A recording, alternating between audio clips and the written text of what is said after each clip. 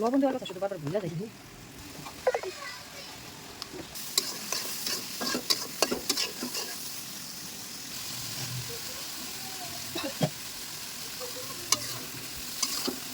সাজনা দিলাম, পুঁই শাকের ডাঁটা দিলাম, বেগুন দিলাম, আলু দিলাম, শুটকি দিয়ে চচ্চড়ি রান্না করতেছি অনেক দিন পর। অনেক মজা হয় খেতে। আপনারা বাসায় একবারে মরিচ বটা তো তাহলে আপনারা আমি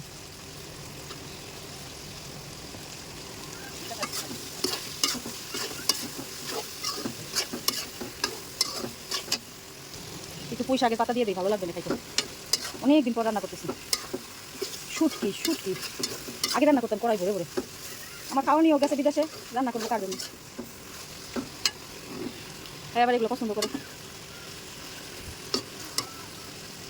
হালকা একটু পানি দিব,